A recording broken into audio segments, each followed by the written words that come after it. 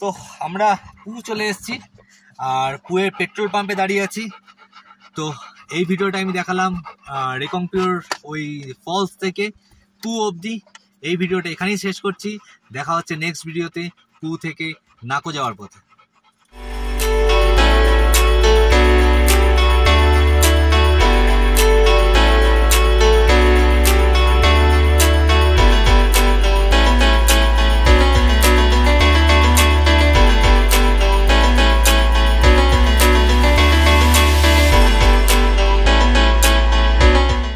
আমরা অনেকটা হাই অল্টিটিউডে চলে এসেছি, বাট টাটা পাঞ্চ সত্যি হিলে খুব ভালো পারফর্ম করছে।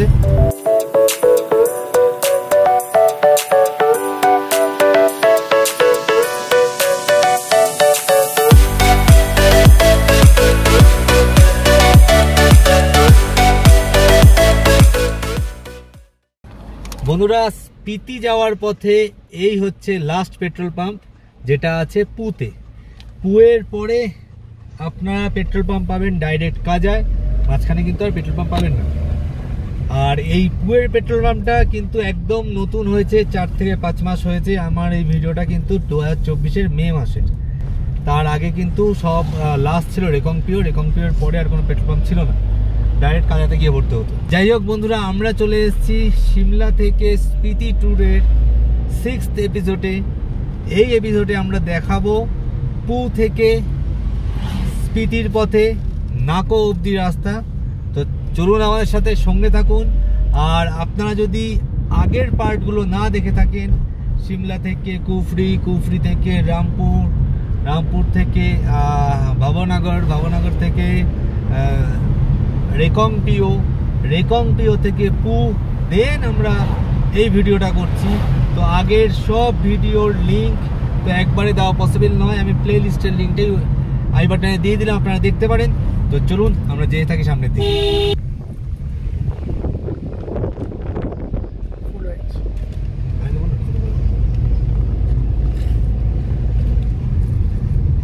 সামনে কি সুন্দর বরফের পাহাড় দেখা যাচ্ছে দেখুন। এই পু থেকে কাজার ডিস্টেন্স ওই 150 কিলোমিটার মতো, 150 একটু কম হবে। তো আমরা এখন যাচ্ছি পু থেকে নাকোর দিকে। নাকোতে একটা খুব সুন্দর লেক রয়েছে, যেটা ডেফিনেটলি আমি আপনাদের দেখাবো। আর এই পু থেকে নাকোর ডিস্টেন্স হচ্ছে অনলি 39 কিলোমিটার। তো চলুন নাকোর দিকে যেতে থাকি। আর এই গোটা ট্রিপটাই কিন্তু করছি আমি আমার টাটা পাঞ্চ নিয়ে, সত্যি খুব ভালো পারফর্ম করছে। আমরা অনেকটা হাই অল্টিটিউডে চলে এসেছি, বাট টাটা পাঞ্চ সত্যি হিলে খুব ভালো পারফর্ম করছে। আপনারা যদি আমার আগের পার্টগুলো দেখে থাকেন তাহলে তো আশা করি আপনারা বুঝতে পারবেন। যদি কেউ টাটা পাঞ্চ নিয়ে আসতে চান স্পিতি, তো ডেফিনেটলি আপনাদের সুবিধা হবে। তো চলুন আমরা এগোতে থাকি। ওই দেখো প্রিয়াঙ্কা, ওই ঢালে কি সুন্দর একটা বাড়ি দেখো, ওই দেখ ওই দিকের পাহাড়ে পুরো সবুজ, তার মাঝখানে লাল রঙের বাড়ি।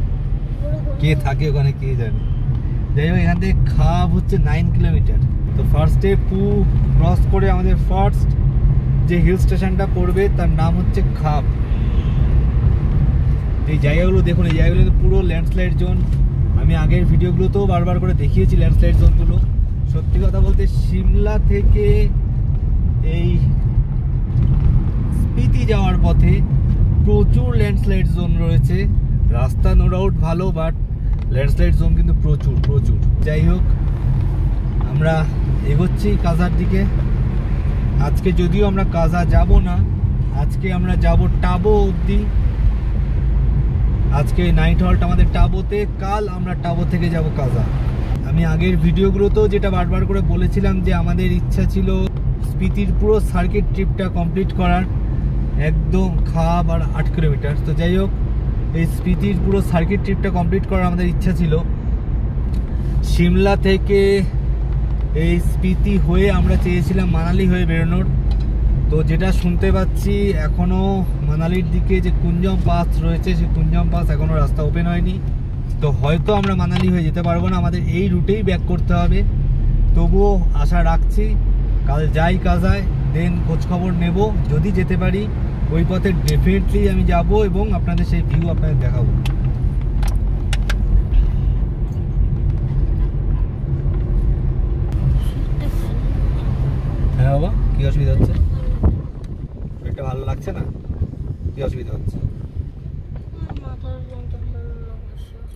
যেহেতু পাহাড়ে হাই অল্টিটিউডে আছে তার জন্য এরকম একটু হবে। তুমি একটুখানি জল খাও। খেয়েছো? কতটা জল খেয়েছো? অল্প জল খেয়েছো, ঠিক আছে, আবার কিছুক্ষণ পরে খাবে, ঠিক আছে।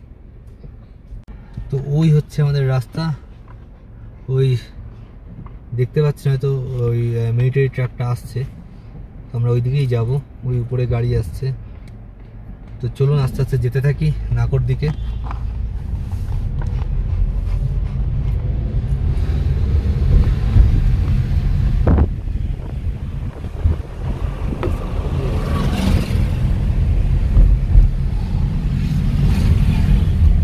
এই রাস্তায় কিন্তু এখন প্রচুর বাইকার আসছে, যেহেতু কাজার রাস্তা বন্ধ, আমাদের দাঁড়াতে হবে এইখানে, মোস্ট প্রবাবলি চেকপোস্ট।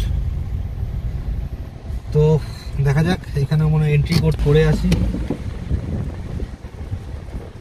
হ্যাঁ, অলরেডি বলছে এন্ট্রি করার জন্য লিখতে হবে সবার নাম। যাই সেটা করে আসি, দেন আবার স্টার্ট করব। রেহান একটু হাওয়া খেয়ে নে। A few moments later. তো আবার আমরা জার্নি স্টার্ট করেছি নাগর দিকে। সিনারির ব্যাপারে তো আমার আর কিছু বলার নেই, সত্যি সিমলার দিকে একরকম ল্যান্ডস্কেপ ছিল, আর যখন এই দিকটায় চলে এলাম ল্যান্ডস্কেপ ফুল চেঞ্জ, ঠিক যেন মনে হচ্ছে আমরা লাদাখের দিকে চলে এসেছি। দেখি কি দেখাচ্ছে এটা, খাব আর 6 কিলোমিটার। কাজগুলো একটু একটু তুলে দিচ্ছে। অ্যালেক্সের দিকে কাজটা একটু দেখো তো প্রিয়াঙ্কা। একদম পারফেক্ট আছে, ওটা চুজ করো। বেশি উঠে গেল, ঠিক আছে, ঠিক আছে, চলো। ও ওই দূরে দেখুন রাস্তাগুলো কি সুন্দর লাগছে। আমরা ঠিক ওরকম ভাবে উঠে যাবো উপরের দিকে। তো সত্যি কথা বলতে অনেকটাই কিন্তু হাই অল্টিটিউডে চলে এসেছি আমরা।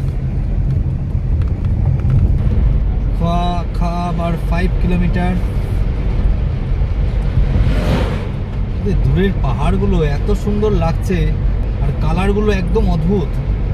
এখানে একটা কথা বলি, আমরা যারা সেলফ ড্রাইভ বা সেলফ রাইড করে আসছি এই স্পিতি, তো তাদের কাছে এই খাব বলে যে জায়গাটা, সেই জায়গাটা কিন্তু খুব খুব খুব ইম্পর্টেন্ট। আর সেটা কেন ইম্পর্টেন্ট আমি একটু পরে সেটা এক্সপ্লেইন করছি। ঝাড়খণ্ডের গাড়ি দেখলি? দেখ আশেপাশে স্ট্রিটের একটা গাড়ি দেখতে পেলাম। সামনে কি দেখাচ্ছে দেখে নি। সামনে দেখাচ্ছে খাব 6 কিলোমিটার, তারপরে হচ্ছে গিয়ে নামগিয়া 8 কিলোমিটার। একটা জিনিস লক্ষ্য করুন বাইরে কিরকম হাওয়া দিচ্ছে, এই সাইনবোর্ডটা কিন্তু নড়ছে। দেখ সামনে সাইনবোর্ডটা নড়ছে, বুঝতে পারছিস? দেখ ভালো দুলছে কিন্তু। নামগিয়া 8 কিলোমিটার, ডগরি 15 কিলোমিটার, সুপান 26, শিবকিলা 32, কাজা 139।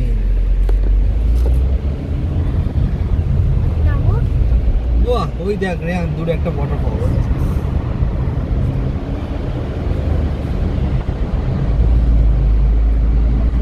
অদ্ভুত সৌন্দর্য, অদ্ভুত সৌন্দর্য। দুদিকে রাস্তাটা ডাইভার্ট হয়ে গেছে, তো আমরা যাব নিচ দিয়ে। আচ্ছা উপরটায় চলে যাচ্ছে নামগিয়ার দিকে, বাট আমরা যাব সোজা কাজার দিকে। এইখানে গাড়িটা ফেসে গেছে, উপর থেকে নিশ্চয়ই পাথর পড়েছিল। তো এইটাই হচ্ছে কথা, এখানে কিন্তু ভীষণ ভাবে ল্যান্ডস্লাইড জোন, এই জায়গাগুলো ভীষণভাবে ধস নামে এইসব জায়গাগুলোতে।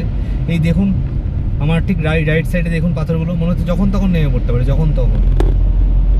আচ্ছা আমরা কি ওই রাস্তাটা দিয়ে যাবো? ওইখানে কি ওই যে রাস্তাটা মনে হচ্ছে?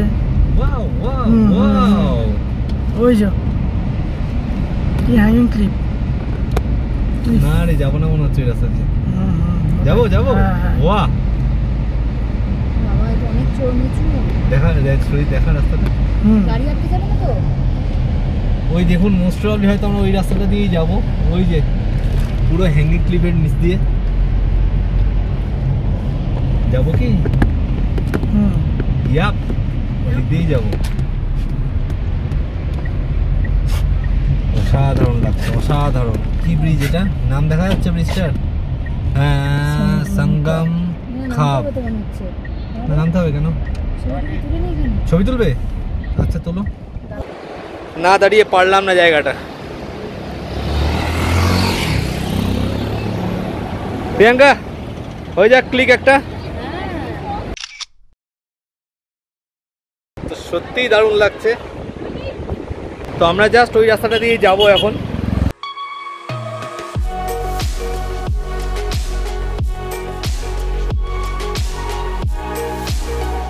সিরিয়াসলি না আসলে পুরো মিস করে যেতাম।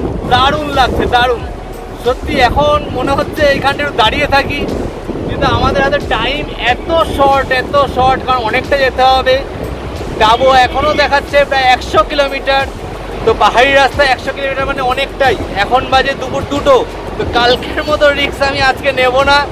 তো এই জায়গাটাকে না ইচ্ছা করলেও এই জায়গাটা ছেড়ে এখন যেতে হচ্ছে।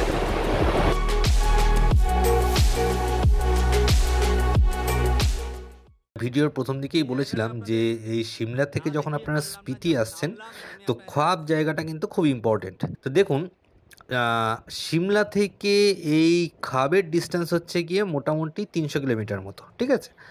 আর এই খাব থেকে এই কাজার ডিস্টেন্স হচ্ছে গিয়ে আর অনলি 100 থেকে 120 কিলোমিটার মতো বাকি আছে। তো এইখানে একটা কথা বলি, সিমলার হাইট হচ্ছে গিয়ে 7000 ফিট আর এই খাবের হাইট হচ্ছে গিয়ে 8000 ফিট। তাহলে একটা জিনিস ভাবুন, আমরা এই যে 300 কিলোমিটার এসছি সিমলা থেকে, তো এই 300 কিলোমিটারের মধ্যে আমরা মাত্র 1000 ফিট হাইট গেইন করেছি, ঠিক আছে। এইবার আমরা যাচ্ছি খাব থেকে কাজার দিকে। তো ফার্স্টে আমাদের পড়ছে কি নাকো। এই খাব থেকে নাকোর ডিস্টেন্স হচ্ছে গিয়ে অনলি 30 কিলোমিটার আর নাকোর হাইট হচ্ছে গিয়ে 12,000 ফিট। তাহলে একটা জিনিস ভাবুন, এই 30 কিলোমিটারের মধ্যে আপনাকে ডাইরেক্ট 4000 ফিট হাইট গেইন করতে হবে। অনেক মানুষ এইখানেই এএমএসের শিকার হয়ে যান, কারণ একেবারে এই যে 4000 ফিট ওঠা এটা সত্যিই খুব হেডেকের ব্যাপার। আর বিশেষ করে যদি আপনাকে ড্রাইভ বা রাইড করে যেতে হয় সেক্ষেত্রে তো এই জিনিসটা খুব মাথায় রাখতেই হবে যে আপনাকে হাইড্রেট থাকতে হবে, নিজেকে ভালো রাখতে হবে। তার ওপর যে হুট করে আপনাকে এতটা হাইট গেইন করতে হচ্ছে, সেক্ষেত্রে আপনার নার্ভ স্ট্রং রাখাটাও জরুরি। আর খাবের পর থেকে রাস্তা কতটা খাড়া চড়াই সেটা তো আমি আমার নেক্সট ভিডিওতে দেখাবোই আপনাদের। এনিওয়ে সবাই ভালো থাকবেন, দেখা হচ্ছে নেক্সট ভিডিওতে।